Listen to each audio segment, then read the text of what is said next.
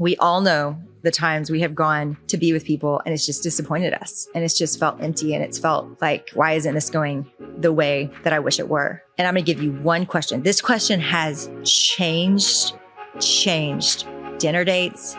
It's changed game nights. It's changed small group. This is like the greatest question to get deep with people quickly.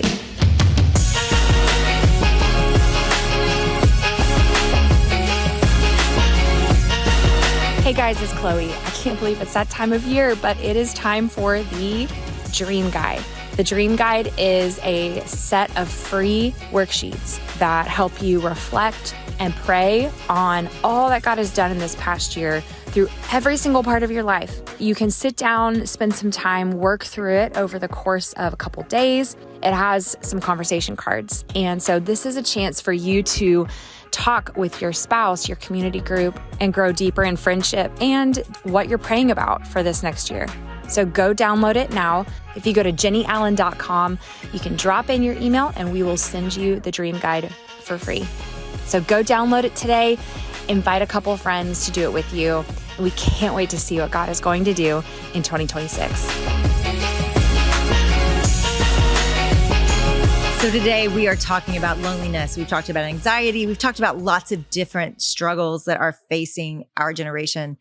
And this is one, as many of you know, I have spent a lot of time researching, a lot of time writing on.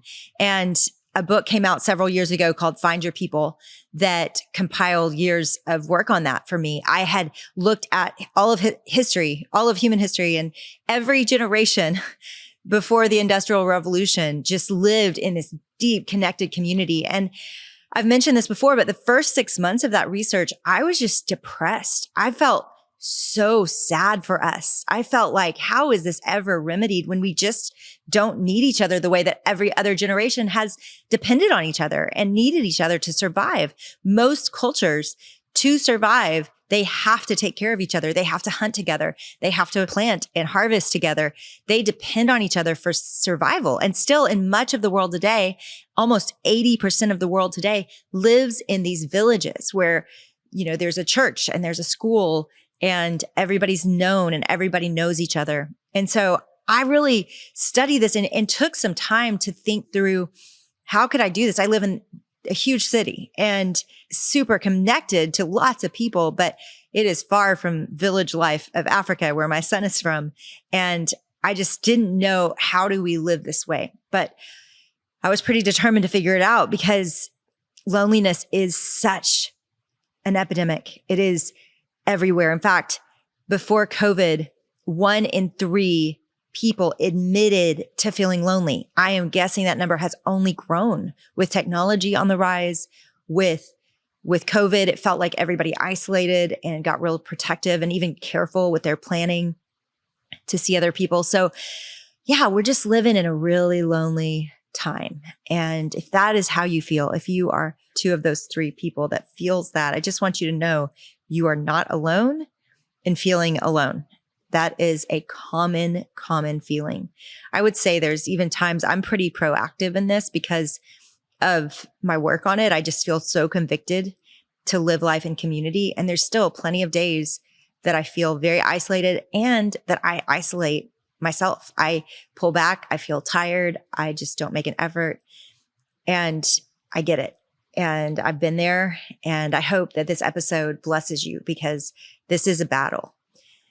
I really believe, as I'm watching God move, but as I'm also watching the schemes of the enemy take root in our generation, that really just about the most effective strategy the enemy can have to cause all kind of harm in our life is to isolate us. And he's doing a pretty good job. And so if we get hurt, we pull back and we quit a friendship. Maybe a friendship that's been in existence for years. If we get hurt, we pull back even from family members and we don't engage in the same way. And it's kind of all in the name of boundaries, which is still a big book that I've had actually one of the authors of that book on, and I am a believer in boundaries. However, I think we've used it as an excuse to not deal with conflict. And I want to be clear that this is a call from God. This is not my idea. This is not because we're in a generation that is isolated. We should do this. It would help us not feel so sad.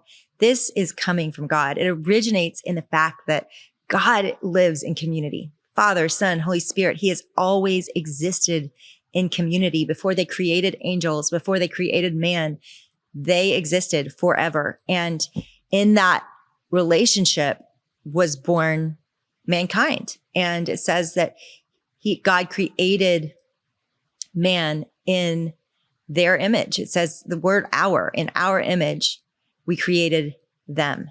And in that image, part of it is that God is communal. It's not that he values community. It's that it's part of his existence. And it always has been, and it always will be. And so when you think of it that way, that we don't just need community, we don't just need friendship, we don't just need connection. We are communal people. It's part of the way you were made. Even if you're an introvert, it is a huge part of the way you were made. So Genesis 2 says it right off the bat. God creates man. And I've said this even in the season before, and it is not good for man to be alone. And there is a statement. Everything else has been good. He creates the animals and it's good. He creates the land and separates it from the water. It's good. Everything he creates is good. And then he creates man. And he says for the first time, something isn't good. It's incomplete. And we have always heard that passage taught about marriage, but it's so much more than family and marriage. It's just the way your soul was built that we need connection to survive.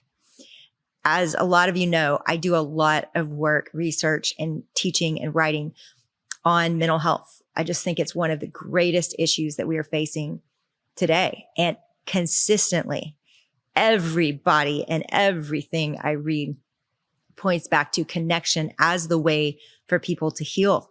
That as you share what's going on, you begin to heal. We cannot face things alone. That's when anxiety grows. That's when fear takes hold of us. It's oftentimes when suicidal ideation starts to take root. So we can't do this alone. And it's been so fun for me because even, I'm just thinking since I wrote this, what's changed for me. And it's just, a lot of the friendships that I talked about in that book are still my closest friends. And when I look back at how we were then versus how we are now, we've survived a lot of conflict since I wrote that book. We have worked hard to not quit each other. We have showed up for each other in suffering and difficulty. These have been really trying years, and we have never felt alone, even in the midst of fighting with each other. We stay and we work it out. And I can't tell you how many times I'll be coming back in town from a great ministry trip or being gone investing in leaders or something. And I'll come back in town and I'll text my girlfriends and I'll just say, hey, what are y'all doing? Can you get together in a few hours? And it is just my highest priority. I mean, of course, my family comes above that, but I know to even be anything for my family that I need that connection with them and that they uniquely support me, listen to me, comfort me, admonish me in a way that is very different than Zach, in a way that makes me better for the people in my life that I want to show up well for. And so let's talk about loneliness. If you feel lonely, I would just say this. I hope this feels gracious because it isn't you. You were born in a time and a place where connection isn't required anymore. And so all these other cultures, nobody had to talk about it. In the Bible, you don't see a strong call to community over and over again. It's just the whole Bible was written assuming community. It just assumed you were doing life together. In fact, most of the places that our versions of the Bible speak to the word you, it actually in the original Hebrew and Greek is you all. It's speaking to a people group because it was just assumed like that you would be listening to the reading of the word with your people. And so I just want to have so much grace that if you feel lonely and you feel like, gosh, I haven't been good at this. And maybe you're sitting there walking through a really difficult season and you're thinking, I don't have anybody there for me. And I wish I'd worked harder at this. Take a deep breath. And I want you to understand that everything in our culture is stacked against you having that. It takes so much effort, so much energy, so much initiation, facing so much rejection, so much hurt. I just want you to just exhale. This is uniquely hard for us. And I hope that feels encouraging and comforting. It could feel really overwhelming and distressing too. I get that.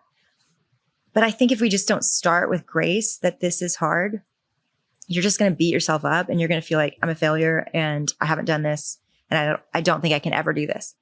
If you realize this is hard for everybody, it kind of changes the game, because when you make effort, you're making effort towards somebody else that feels probably exactly like you feel, that feels like they haven't been pursued in a long time and they haven't made dear friends in a long time.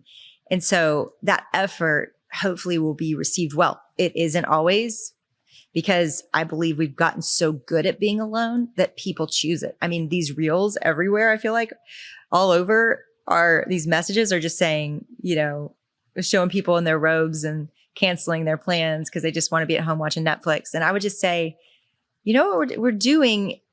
We're watching people live connected lives. Like every good show that you watch, that you miss out on time with your friends and you watch the show, you're watching people doing life together. That's every good show. I mean, the only show I can possibly think of somebody being alone was like Tom Hanks on an island with a coconut. He still had to make himself a friend. Like it's just it's what you're watching. And so I want you to think next time that you get invited to something and you think, oh, I'd just rather get in my pajamas and watch a show. I want you to think that what your soul is craving, what you are turning to, is actually a false substitute for what you're being invited into. Now, we all know the times we have gone to be with people and it's just disappointed us and it's just felt empty and it's felt like, why isn't this going the way that I wish it were? And I'm going to give you one question. This question has changed dinner dates. It's changed game nights. It's changed small group. This is like the greatest question to get deep with people quickly. I have often brought people around a table that don't know each other well. And after this question, people feel bonded for life. I'm setting a really high expectation for this question. You all are like, what is the magical question? Are you ready? This is it. I think I've shared this with y'all way back because it's just such a helpful tool. For you to feel fully known, what do we need to know about you? And when I say it out loud at a table, everybody goes, like, oh no, we have to answer this. I have to really think for a minute. And they always kind of complain, just so you know, that's the reaction. And then the first person goes, and then it gets better and better and better. People's answers get deeper and more honest.